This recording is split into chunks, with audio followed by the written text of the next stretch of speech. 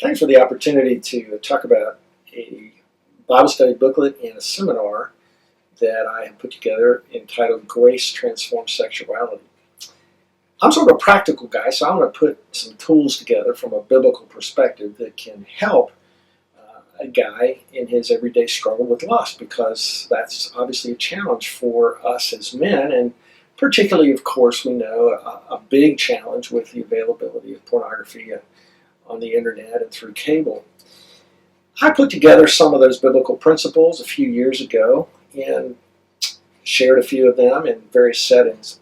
But after about 3 or 4, maybe 2 years, I really came to the conclusion that there's one underlying principle that needs to be grasped in this battle. And if it's not grasped, then most of the other principles are not going to have much impact in a guy's struggle. And here's what the principle is and why I think it's so important. The principle that guys really haven't got driven deep down into their soul is the principle of God's grace. The principle that they are loved by a God who loves them despite their sin. That love of God for them is not conditional, but is unconditional. Now, guys in our PCA churches, they would all say, sure, I know God's love is unconditional, but let me illustrate that. If you say to a guy, what do you think God's basic attitude towards you is after you've just surrendered to lust? Most guys, if they're really honest, would say, He's a holy God. I'm sure that He's disgusted with me.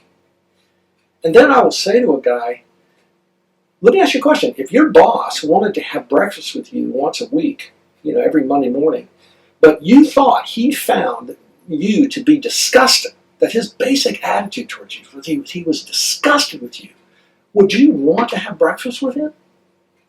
And what I find is a light bulb comes on in guys' minds.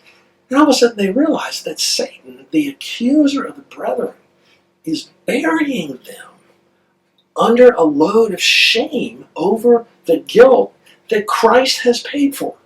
That Satan, the accuser of the brethren, has convinced a guy that he's repulsive to a holy God, when in fact that guy has been clothed with the righteousness of Christ, and that man is the delight of God's heart. Look at the analogies of Scripture. The analogy of a bride, as a bridegroom delights in his bride, so your God will delight in you. Or the analogy of a father who delights in his son.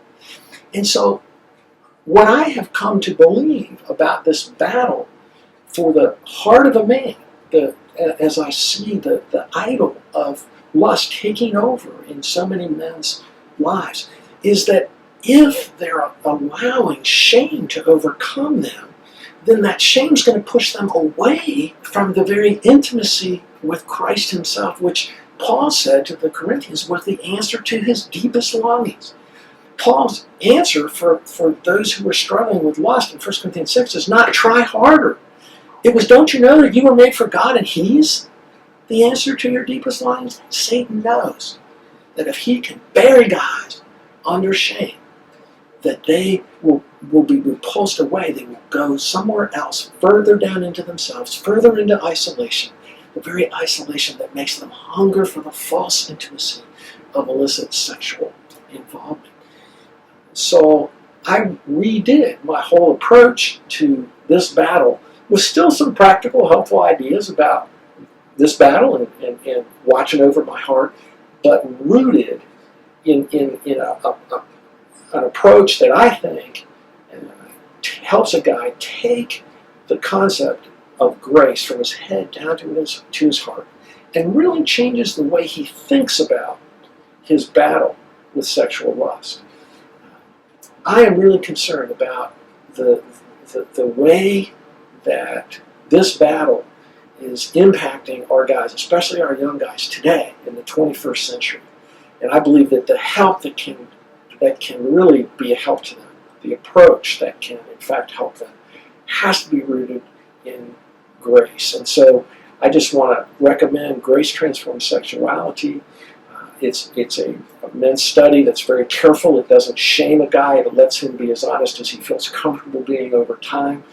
That is available on our website. And also, I'd love to come to your church and do a seminar where, again, in a very safe environment, a guy can discover that he's not the only one struggling in this area. And that, in and of itself, is very, very powerful.